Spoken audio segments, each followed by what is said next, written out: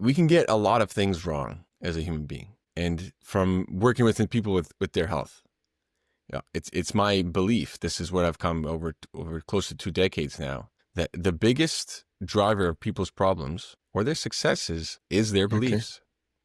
And so beliefs come into a forefront where sometimes they don't serve us. Welcome back to Relatable Wisdom, the podcast where everyday people share the quotes that have shaped their lives, inviting us all to reflect and grow together. Today we're joined by Daniel Tausan, a passionate personal research scientist and the founder of Timeless Sciences. With a background in stem cell biology and a love for education, Daniel has dedicated his life to helping others navigate the fascinating world of health and longevity. His journey, followed by personal challenges, has led him to explore the intersection of science and everyday life. Let's dive into Daniel's journey and discover the wisdom he has to share with us today. Tell me your name and what you do. My name is Daniel Tausan. I am a freelance scientist. Okay. What's your favorite quote? My favorite quote, one that has the biggest impact in my life, is "The sound of the rain needs no translation." I understand everything you just said, but what does that mean? What does that mean? Yeah, it needs some context, right? The sound of the rain needs no translation. I don't think it matters what language you speak. If you hear the rain, you know it's raining. And the importance behind that is really when we get into this world of language, when we start sharing, speaking, we start creating ghosts. And what do I mean by ghosts in language? Well, I can say, for example, it's raining. What's the it's? Is there an it's? I mean, you're assuming it's maybe the sky is raining, or is it the day is raining? Grammatically, we accept it. It's almost second nature. Of course, it's raining, but we're not placing it's on anything. And it's a simple example, but what about another one? Like, my body's a drag. Who's dragging the body around? There's just one body. And so the sound of the rain needs no translation is, in a way, a reminder that your problems, your worries that you spin in circles are not what's out there in the world. They're internal. In a way, you're wielding a power of language in which you might not be wielding so well. And at the time in my life where that really helped shift my consciousness, helped shift my viewpoint, I wasn't using language amicably. I wasn't using language even, I would say, subpar. I was in a state where problems were constantly on the forefront rather than seeing the world as it is. Harmonious, brilliant, easy, Yeah. How long have you known this quote or had this realization? That was in my mid-20s, so about over a decade. Oh, okay. Sound of the rain needs no translation. I mean, I understand, but I feel like you should explain further, because right now I don't really get it. Like you know how you feel like you get something. Like, I mean, I feel like we could go further. Can you contextualize it on what it means and how it's like really affects you as a personal mantra? Yeah, absolutely. So, I as a biologist, I have to pull up crazy data. I have to try and make stuff up. And sometimes I go down a route that it's not possible. I have ideas and you have to cut ties with those ideas. It's a responsibility. I have a duty as a good biologist to try and make those connections for people, especially when you come in with hundreds of pieces of information, genetics, blood, heart, performance-wise. So, I have all the science in front of me, the quote-unquote facts, but I think most people know that when you try to put those together, that's no longer science. It's just a story. It's the way someone interprets it. And it's important to share it in story. Otherwise, we can't really share it. We might not be able to build on that. Now, some individuals never figure out that what they're saying is a story. Some individuals that are sharing their science think they're sharing science, yet they're sharing their opinion. And so we can get into a position where you're hearing a lot of bad ideas. You need this for you to be healthy. You need this thing. You got to get this thing. Otherwise you won't be healthy. And we try and sell, from call it the marketing side of things, ideas. You're being sold breakfast, lunch, and dinner. You don't need to eat breakfast, lunch, and dinner. That's too much eating. Your body wants a pause. So we're in a world where there's a lot of trying to sell you things. It's a consumer style, or at least generations in which this has been the way in which, you've coaxed a human being to participate in the economics. And so we can get a lot of things wrong as a human being. And from working with people with their health, yeah, it's my belief. This is what I've come over close to 2 decades now, that the biggest driver of people's problems or their successes is their Okay. beliefs. And so Okay. beliefs come into a forefront where sometimes they don't serve us. And so the sound of the rain is not something you believe in. It's something you know. You know the sound of the rain. You don't have to believe in this sort of explanation behind it. And it's transcendent to every culture. Yeah, yeah. When you said you talked about the sound of rain needs no translation. The what I could think of is lost in translation, right? There's certain things that because well, in an attempt to translate, the core of the thing gets lost in translation because what we're left with is the chaff, and that's not exactly what we want. And you did mention, still on the subject of belief, and you mentioned something about symbols, right? And the form you filled, right? I'd love for you to complete say the full statement. Yeah, so we get lost in the world of symbols for the world as it is. Because the world is, how would you say it? Like I would clap.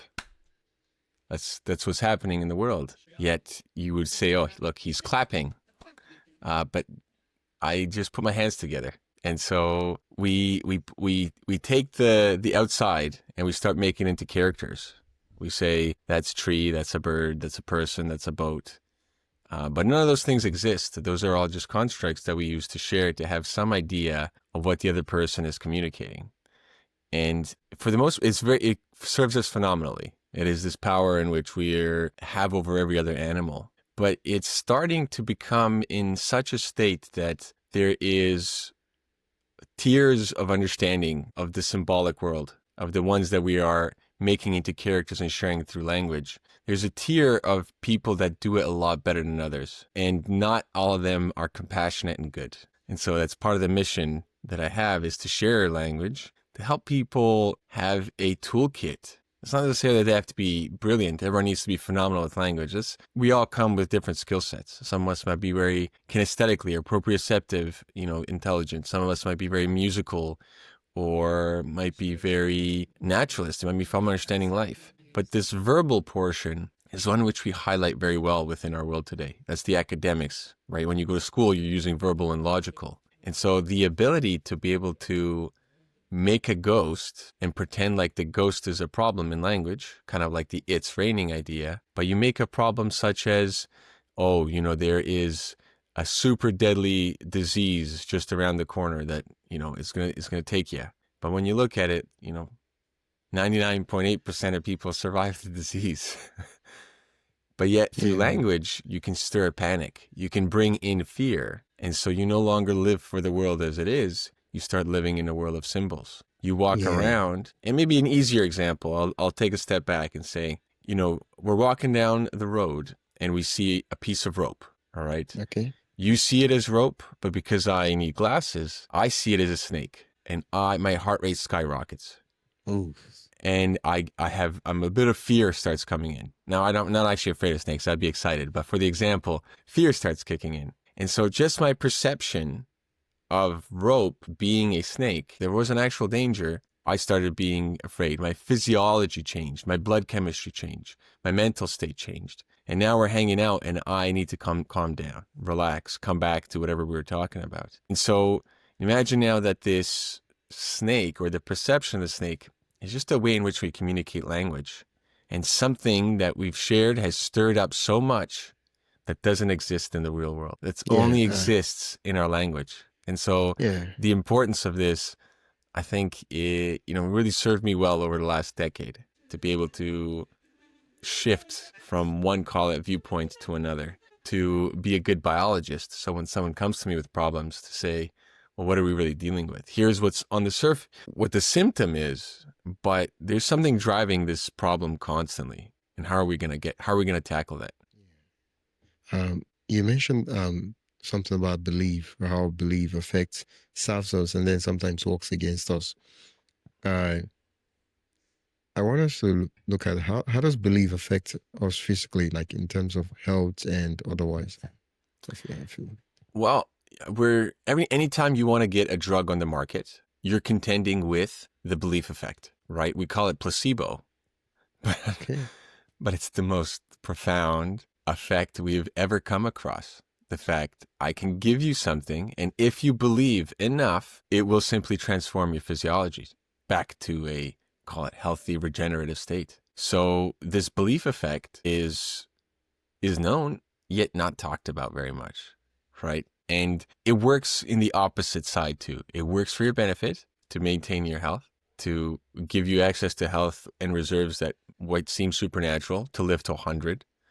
But for the majority of who I've interacted with, if the beliefs have, I guess, when someone's in trouble, they go seek help. So that's why I see those individuals. Their beliefs are what's causing a problem. It might be a simple belief like, well, it's just a little sugar before bed. Hey, I'm not drinking that much alcohol. I know someone who drinks more. And those are the super obvious ones. But the beliefs can be quite what seems to be compassionate, but yet eroding. So I know a doctor, a doctor who got cancer, and the first thought he had when he got cancer was, man, what are my patients going to do now that I'm sick and I won't be able to help them? Ooh. So he is the one that needs to put attention on himself and say, oh, I've gone awry. I will take this time to, figure out what's going on. Right away, he defers responsibility, or he puts his attention outward. And this is a common trait for individuals that end up getting, call it, problems in their life, is this neglecting of self, let's say it in that regard. And so what's the belief that sits there? It's the belief that the person is not worthy or deserving of time, attention,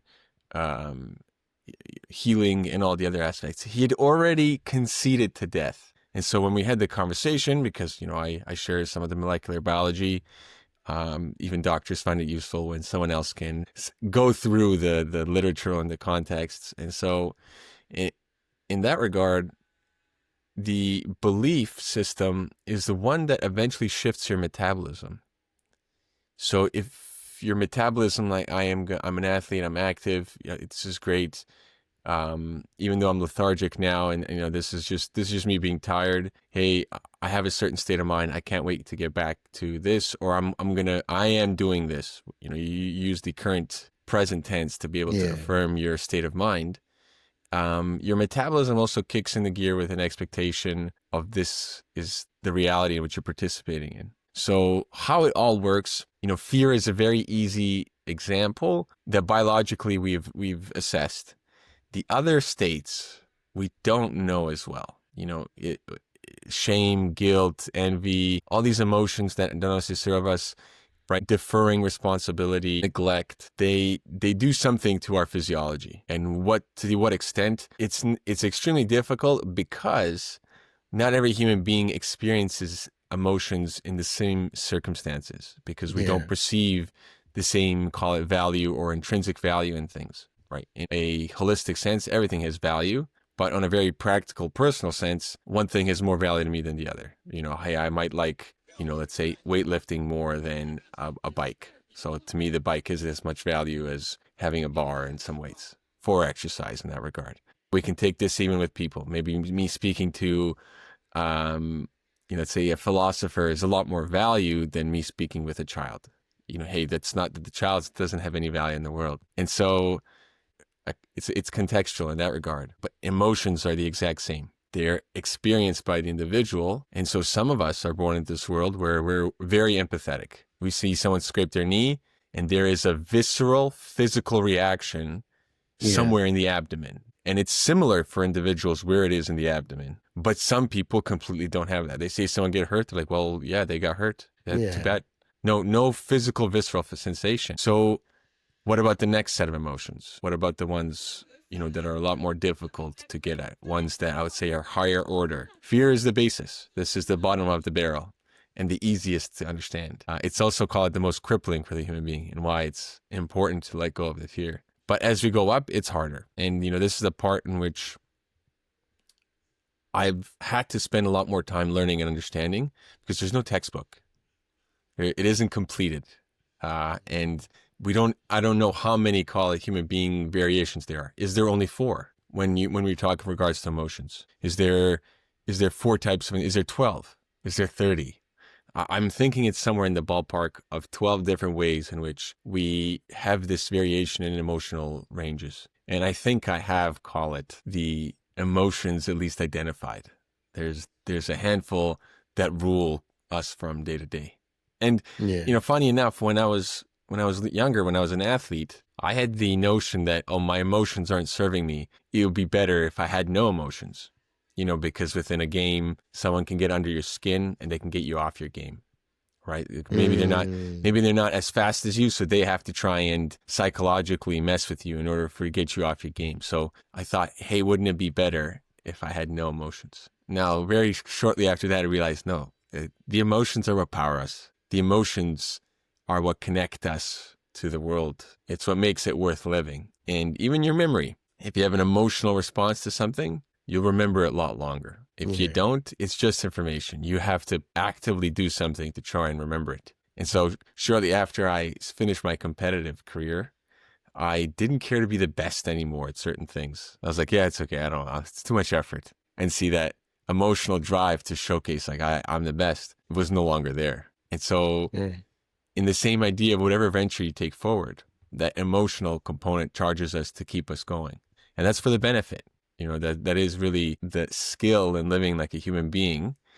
And some of us are very lucky where we had a good social circle where our language is very serving. And some of us don't, which is also a good opportunity for us to then level up, right? For us to upgrade our language, right? Because in stress, in scenarios where we are put that are very challenging, is the times that we grow the most. Yeah. And so sometimes you don't need an idyllic environment. You need a challenging environment to then cause you to rise to the challenge. Yeah. But I like the way you put it and you explained it. But yeah, one would ask in the context of emotions, right?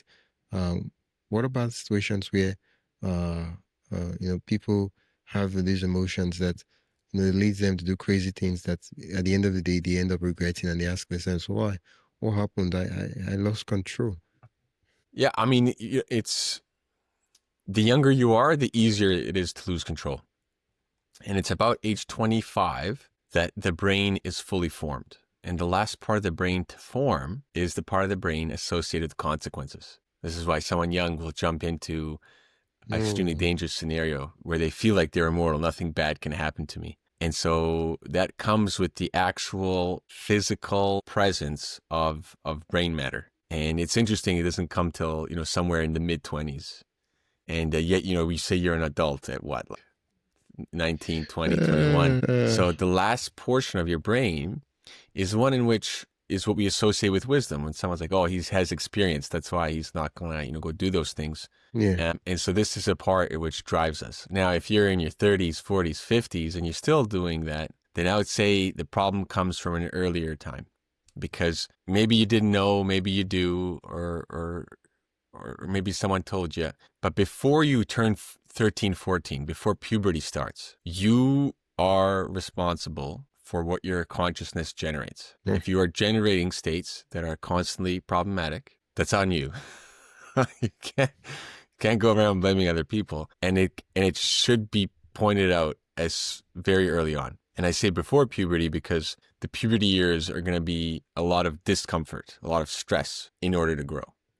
And that's not the time to tell the individual, this is your responsibility. Your responsibility is to hold your consciousness and your state of mind. And so the emotions that drive people to do really poor decisions in which they regret, I would say there's still a positive there. The positive is that they're experiencing regret. Regret is an emotion in which you can associate that there was a moral outcome in which you either made or didn't make. When you stop feeling regret, when there's no more remorse, that's a problem individual in society, where now they will, just a matter of time, they will interact with, call it what we use as law enforcement, what we use as social, what we call justice. They will face justice, maybe not instantly, maybe not tomorrow, but they will have to face justice eventually. So that feeling of remorse is key.